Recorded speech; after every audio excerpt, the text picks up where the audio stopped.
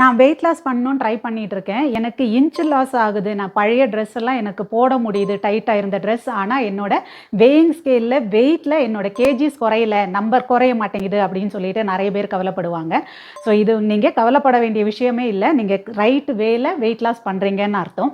So muscle and fat 2மே ஒரு kilo எடுத்தோம்னா மசிலோட டென்சிட்டி ஃபேட்டோட டென்சிட்டியை விட அதிகம் அப்படின்றனால அது நம்ம உடம்புல இருக்கிற இடத்த விட ஃபேட்டுங்கிறது நிறைய இடத்த பிடிச்சிருக்கும்.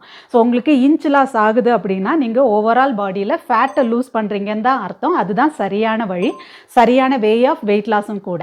ஸோ அதுலேயுமே நல்ல நியூட்ரிஷன் பார்ட்டில் ப்ரோட்டீன்லாம் நல்ல இன்டேக் பண்ணிவிட்டு லோ காப்ஸில் வந்து நல்ல எக்ஸசைஸ்லையும் இன்னும் ஈவன் வெயிட் எல்லாம் தூக்கி எக்ஸசைஸ் பண்ணுறோம் அப்படின்னா அது உங்களோட லீன் மசிலை வந்து இன்னும் கொஞ்சம் பில்ட் பண்ணுறதுக்கு ஹெல்ப் பண்ணும். அப்படிங்கும்போது இந்த ஃபேட் லாஸ் நடக்குது, அதனால இன்ச் லாஸ் ஆகுது. இந்த மசிலை நீங்கள் லூஸ் பண்ணாமல் இருக்கிறனால அந்த வேயிங் ஸ்கேலில் டக்குன்னு டிராஸ்டிக்காக பயங்கரமாக நம்பர்ஸில் ஸ்டார்டிங்கில் தெரியாது உங்களுக்கு டிஃப்ரென்ஸ்.